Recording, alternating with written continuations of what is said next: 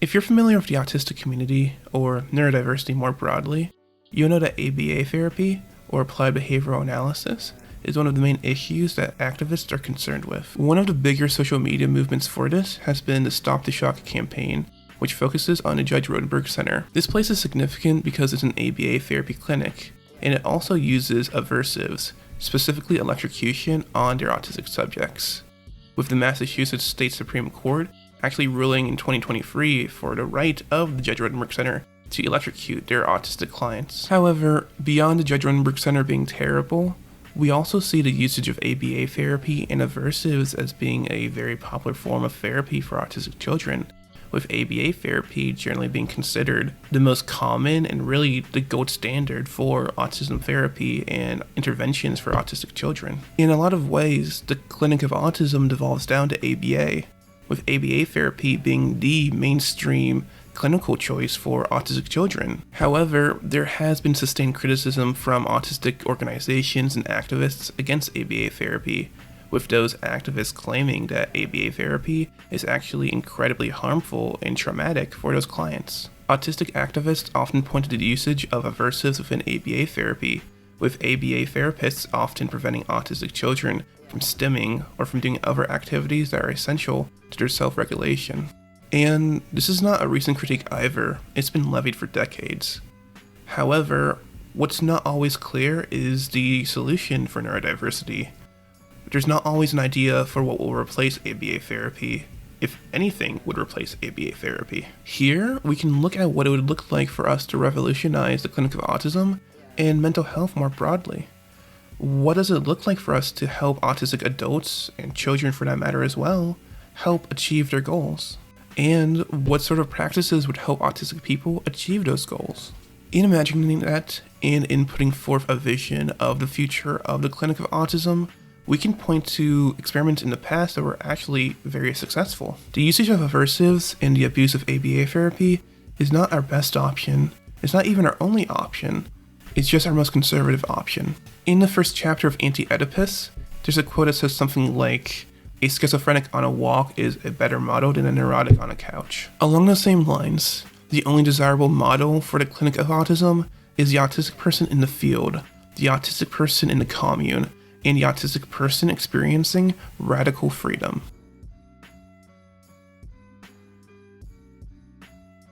First, we can go a little bit more deeper into the history of ABA therapy as a practice.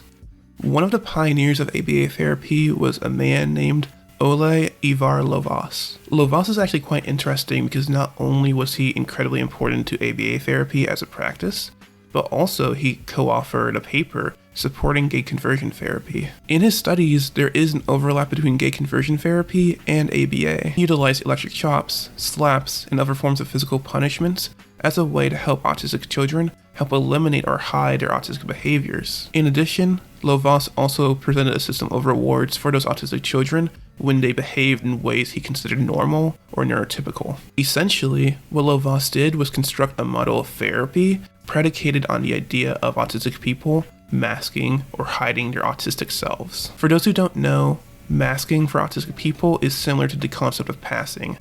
Autistic people will hide or eliminate their autistic behaviors in an effort to prevent them from getting punished socially for being autistic. As mentioned, this can be understood quite similarly to the concept of passing for gay individuals. In the same way that queerness is disguised so gay people can survive in a heteronormative world, autistic people also mask so they can avoid the punishments from being autistic in a neurotypical society. The fact that this is necessary is problematic up front, as it causes issues when it comes to autistic people eventually coming to a positive self-identity, as the lesson really is that being autistic is something to be hidden away. However, beyond that, it is shown that masking is just harmful to autistic people, as it's shown to be linked to physical exhaustion, in addition to heightened rates of depression, suicidal thoughts, and autistic burnout. And in the worst way, Lovaas was successful. His system of therapy showed improvement in a variety of different diagnostic areas for his autistic clients. It is, however, worth noting that the methodology of his study was put under the microscope, as Lovaas used a small sample size and also is accused of having personally chosen which autistic children were put in his control group and which autistic children were actually given the therapy, making his methodology less credible. Additionally, recent studies have come out straight up questioning the effectiveness of ABA therapy, with the US Department of Defense actually reporting that the evidence for ABA as a therapy is weak. However, because of the improvements shown in Lovaas' study, this led to the creation of ABA therapy as an industry. ABA programs are expected to generate roughly $6 billion in revenue by 2032. For many of you, you've likely driven past an ABA center in your town. Shit, I mean, they literally put an ABA center in my hometown's mall. ABA therapy is ubiquitous for being the gold standard of autism therapy, and oftentimes is considered the only option for children with developmental delays. Now, I do also want to be clear. In 2025, most ABA therapists are not walking around with electric shock devices. I would still like to point out that the uses of aversives and electrocution are still present within ABA. As mentioned before, the Judge Rodenberg Center received a ruling from the Pennsylvania State Supreme Court that they still have the right to use electric shock on their autistic clients. However, most ABA therapists are not villains, and I don't want to portray that sort of thinking. The reality is that ABA therapists are cogs in a harmful system which perpetuates abuse off the promise of normalization. And as an effect, the industry of ABA profits off of hopeful parents. We can point to a few things to criticize about ABA therapy. While, yes, we can talk about how ABA therapy has changed and about how electrocution is no longer commonplace, at the end of the day, I do find it problematic how there is a legacy of ABA therapy as being immersed in gay conversion therapy and in, let's be candid, abuse. Additionally, it really does not infuse me with confidence for someone to say, oh, yes, we're a great model of therapy. We used to electrocute people, but now we don't. You've entered the first step of being a humane therapy, and I don't think that deserves any congratulations. You don't get a medal for treating a human being like a human being. Additionally, I don't think you can just dismiss the influence of Lovaas by claiming that ABA therapy has changed. That may very well be true, but there is definitely still a legacy there. We can talk about the humanization of ABA therapy, but if at the end of the day, you're just withholding attention from autistic children in order to encourage them to pass as neurotypical, then that is fundamentally the problem. Essentially, all that you've really done is put makeup on the pig that is ABA therapy. The true issue here is the core philosophy behind ABA. It believes that autistic behaviors are something that should be prevented and hidden. And conversely, it believes that neurotypical behaviors are fundamentally good and something that will be advantageous for the autistic person to adopt, without really paying any attention to the harms that masking does to the autistic person. So, yes, the defenders of ABA therapy will point out that the practice of ABA has changed, and that most likely is true. Therapy changes over 20, 30, 40 years. That's natural, that happens. The problem really though is that the core philosophy, the core tenets of ABA therapy, believes that autism is a problem to solve instead of an identity to embrace. Now, we'll touch on this later, but this also is not to embrace an anti-therapy approach. I do believe in harm reduction and in giving autistic people the tools they need to succeed. However, the therapy we provide to autistic people, and really for all people, needs to be interrogated on the intersections of power and institutions. The issue is not therapy, the issue isn't skill development. But if broadly autistic people are against a mode of therapy that has been shown to lead to PTSD in a wide array of cases, then we should maybe consider stopping that therapy. Normalization is not the end goal to strive for. We should not be trying to translate autistic people into neurotypical subjects. At the end of the day, the only real goal is happiness and a life worth of dignity.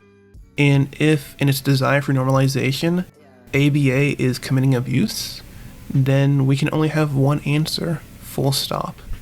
ABA therapy cannot be an option.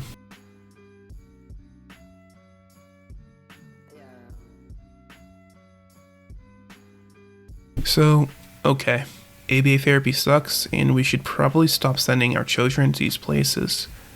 However, in my opinion, a plain abolition of ABA therapy with no replacement, that would not be a victory for neurodiversity. there is a place for therapy, and we need skill development. I am gonna speak personally here.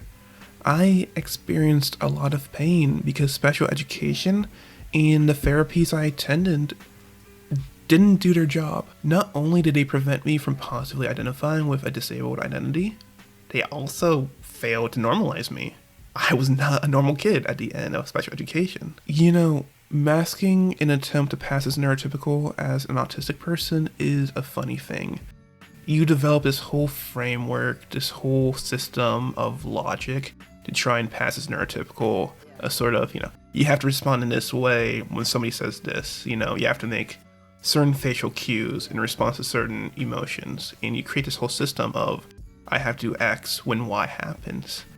And, you make this framework, and a week goes by, 2 weeks go by, and eventually, either a coworker, or if you're younger, a classmate will go up to you and they'll ask you, hey, are you autistic?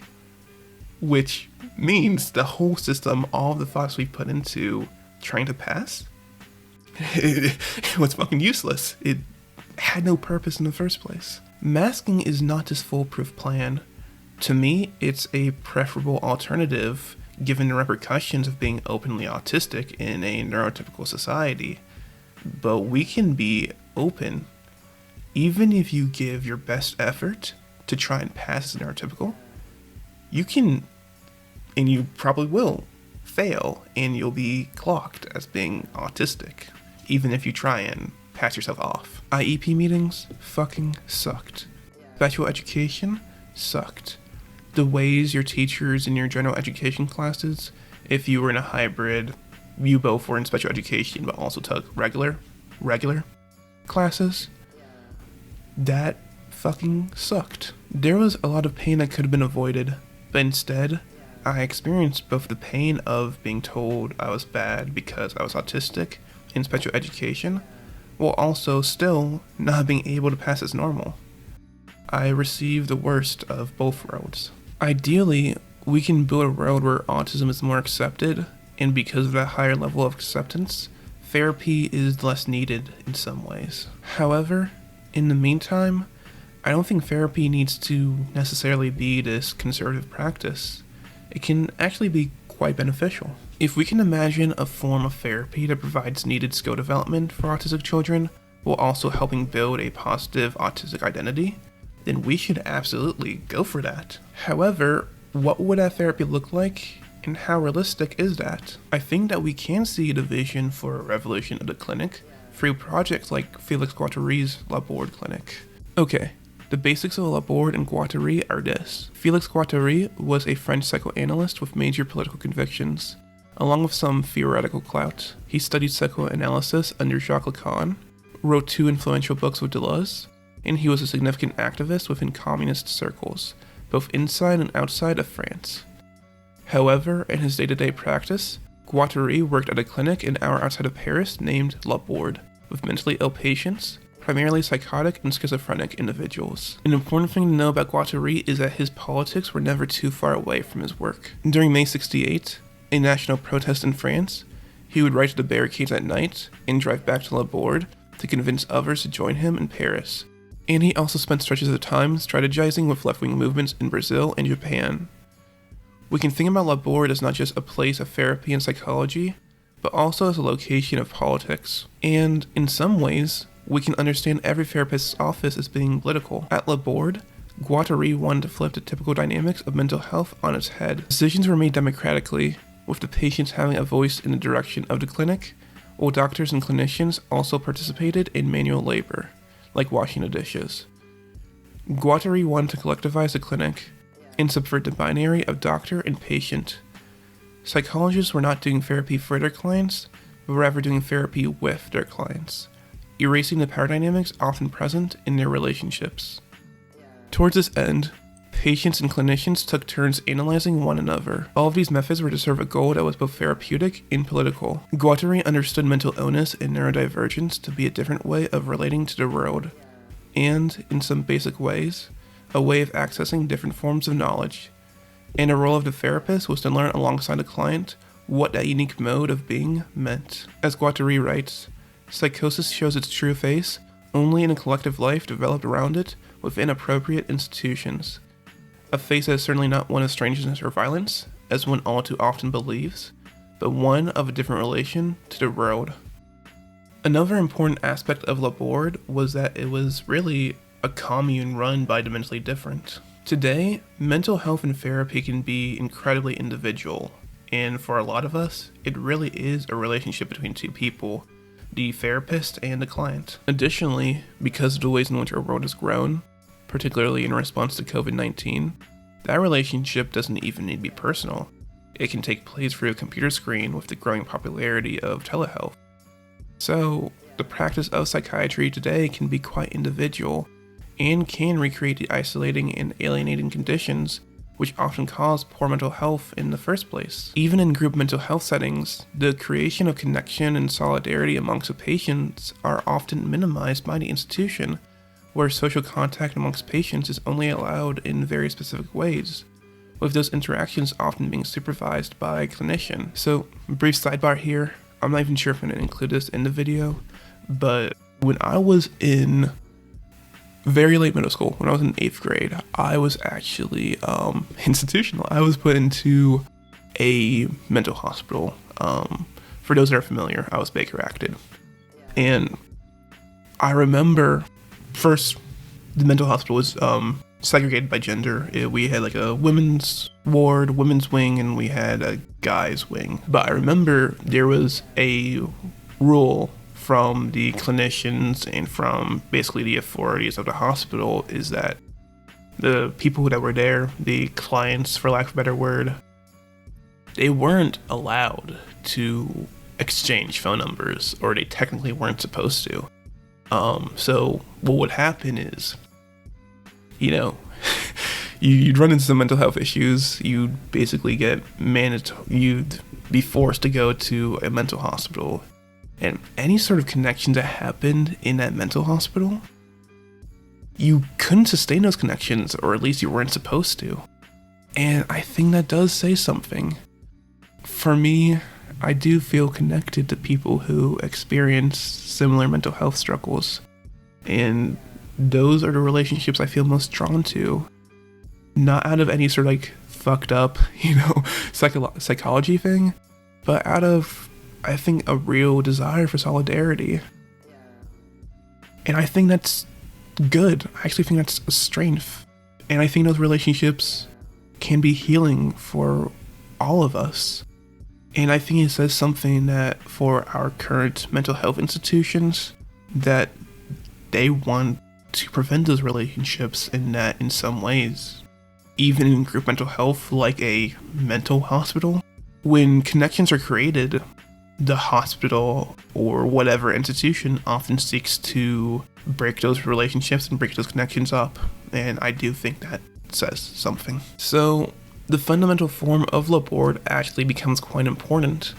The fact that it is a commune allows not just for the psychiatric work to be therapeutic, but also allows for a therapeutic social life to emerge for the relationships between patients. There's this quote I like from the psychotherapist Irvin Yalom that says, "It's the relationship that heals." So often, we do not grow from some clever line delivered from the convenience of a therapist's couch, or through some new psychological technique. I do think most of the time, we heal through love, through the love we receive from other people. Laborde and other communal projects, I think, really understand this. The majority of our growth is not going to happen in the space of a therapy office.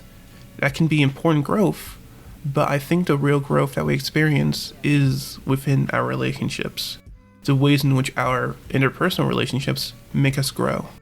By individualizing therapy in the way that we see today, the where therapy is really just a relationship between two people, the therapist and the client, what we've done is normalize therapy and mental health work in general as being this incredibly isolating, incredibly alienating thing. Like I said, where it just happens between two people. What this does, it only allows any instance or any experience of empathy or solidarity to take place within this very narrow role of only receiving empathy, only receiving solidarity from the therapist. especially if you're somebody who's socially isolated or someone who doesn't have strong interpersonal relationships, strong friendships. And that's assuming you have a mental health therapist that allows that to happen. There's definitely modes of therapy where, in an effort to uphold boundaries, that relationship between the therapist and the client ends up being very emotionally distant. In group therapy in the commune, healing is not restricted to the therapist's couch, but instead happens in every single corner of the courtyard. And it's worth reminding that this is a board clinic. All of this happens in the 1970s and 80s, where neurodivergence and mental health weren't really concepts as they exist today. If you were mentally different, particularly schizophrenic, neurotic, you were placed in institutions, which resembled much more a prison atmosphere than anything else. Here, mental health as a power structure is exposed. The methods we use to treat mental health patients keep them alienated and ostracized, with the goal either being the reformation of mentally different individuals into normative workers, or to stay within the mental health system for much of their life, being transferred from institution to institution. We can see the difference in paradigms. One provides the message that you must, essentially, be normal or face the consequences, while Guattari and Laborde seeks out a vision where mental difference is held up as a different way of relating to the world around us. This is not purely about therapy as a best practice, but it also has huge political implications about how we can approach mental health for neurodivergent individuals. It fundamentally asks questions of what we want our mental health processes to look like. Do we want it to look like modern mental health hospitals? And yes, even ABA therapy centers, where shame and repression are a central tool to be used against patients? Or do we want them to experience freedom? In Anti-Oedipus, Guattari asks whether the best model is a schizophrenic on a stroll or a neurotic on a couch. And when looking at our mental health processes, that really is the question. Mental health currently serves a purpose of re-entrenching power, and to give freedom rather than repression is to open up a world of possibilities. So the question is really ours.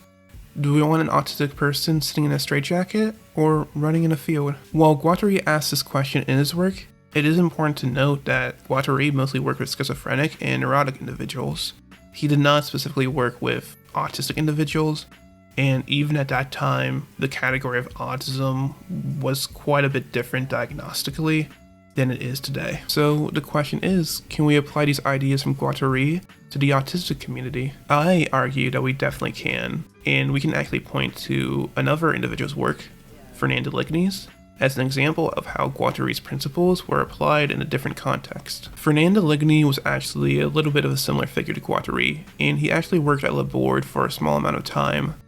However, Deligny eventually became dissatisfied at Laborde. While Guattari would later become critical of him, Lacan was an essential thinker during Deligny's time at Laborde. In Lacan's writing, language was primary, with Lacan's symbolic order being mediated by language as the basic social institution. However, Deligny had spent large amounts of time with autistic children, many of who did not speak, and it became impossible for Deligny to make Lacan compatible with his evaluation of autism.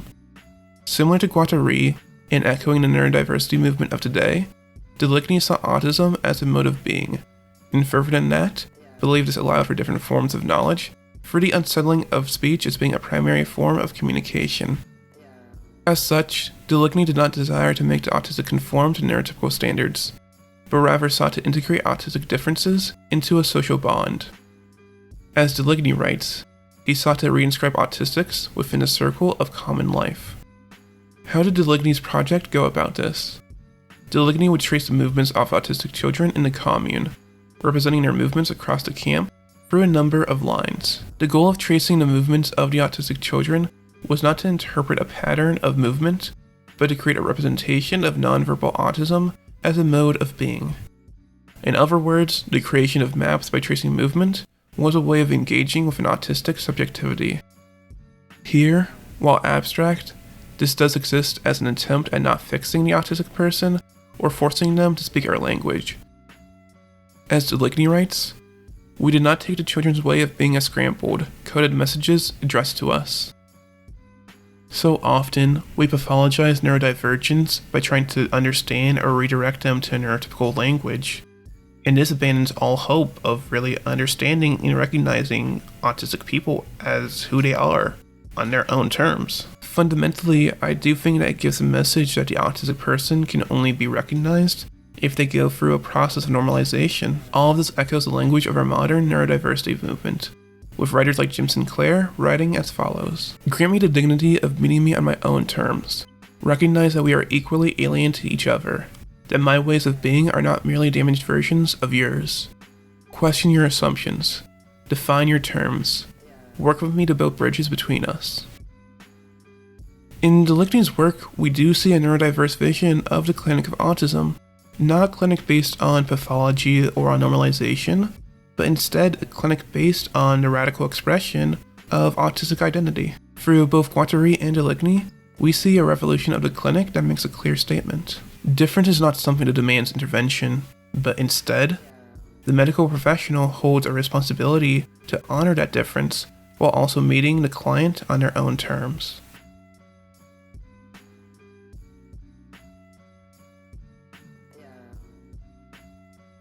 So, okay, Guattari and Deligny gives us a vision of the clinic of autism that is cohesive with the modern neurodiversity movement. There are things to criticize with Deligny and Guattari, but by and large, therapies need to start from a place of affirmation and acceptance, and Guattari and Deligny do that. Conversely, ABA therapy and other similar practices are not our only option, they're just our most harmful one. However, places like Laborde are not at all common.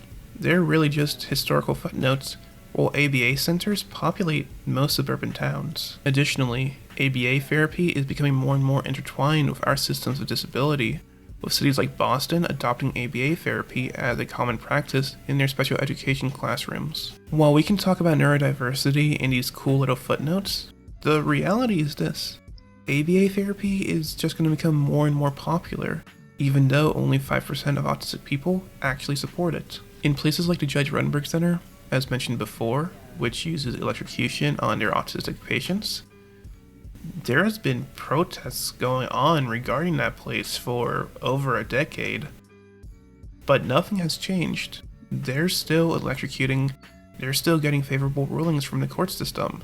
So all of that protest hasn't amounted to change. All of this arrives at a bleak outlook.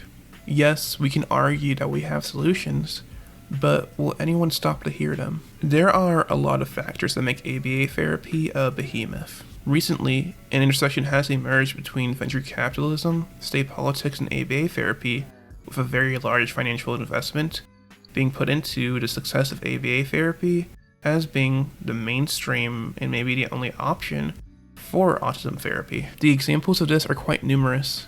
It ranges from national organizations like CARD being bought by Blackstone, a private equity firm, for $700 million. Blackstone then, naturally, proceeded to hire unqualified therapists before eventually filing for bankruptcy in 2023. Broadly, this is a common occurrence, with private equity firms looking at ABA therapy centers as a pump and dump scheme. Among buyouts of autism services companies from 2017 to 2022, 85% were done by private equity firms, with the top 12 private equity firms controlling 1,300 ABA locations nationwide. ABA therapy is married with private equity, and this gives it a complicated relationship with their economic interests. In the event that the investment goes south, like in Blackstone's case, thousands of autistic children will be left without support. Additionally, this is complicated even further by how state programs have embraced ABA therapy through their insurance programs. Since 2014, all 50 US states have mandated the coverage of ABA therapy in both private insurance and Medicaid, while other autism-specific therapies do not receive this coverage. This then adds a class dimension to ABA therapy, where poor families likely will not be able to afford any other form of therapy that's not ABA. Because each state has prioritized ABA therapy for their insurance policy, in combination with the influx of money from private equity, and the ways in which politicians can be beholden to economic interests, what this means is that ABA therapy has essentially emerged as a state-sponsored form of therapy. So there is this marriage between ABA therapy, venture capitalism, and state politics. And what this does is really emphasize the emergence of ABA therapy as being this gold standard for autism therapy, along with the minimization of any other form of therapy that could be considered an option. This all results in what I like to call therapy realism. If you're a parent of an autistic child and they need support more than what special education provides, it often feels like the only option for you to go to is ABA therapy. And maybe more than a feeling, sometimes there really is no other alternative to ABA therapy because of how accessible and available ABA therapy is. We live in a world now where ABA centers are opening up in malls, in suburban towns, in city centers, you name it. So we can talk about alternatives all we want, but when it comes down to it, our political and economic systems have really embraced ABA therapy, and the only accessible, the only available option is the state-sponsored ABA therapy. All of this does leave us on a pretty depressing note. To reform the Clinic for Autism, you do have to fight against some pretty basic profit motives and the reality of how entrenched money is in politics. In other words, you have to fight against the autism industrial complex. However, what we do have is a playbook, a vision for how we want autism therapy to look like, and we need to make the case. In the short term, there is the Stop the Shock campaign by the Autism Self-Advocacy Network, ASAN. I'm going to link their webpage in the description below. Please, feel so inclined, express your support, spread awareness. Beyond that, in the long term, in my opinion, this is not an unrealistic vision that we have to suspend our disbelief to invest in. We do have real historical examples to point to, and they are coherent with a modern neurodiversity movement, which I would like to point out autistic people actually support, unlike ABA. Revolutionizing the clinic is not this incredibly radical act. Actually, in my opinion, it's the pragmatic thing to do. Otherwise, these ABA therapy centers and other clinics, they're just going to produce more pain, more trauma, more loss. So the only choice is to revolutionize the clinic, to build something new, to build a clinic for the neurodiverse future. Thank you to the following Patreon members: French Fry, Ipsa, Anita, and Dakota.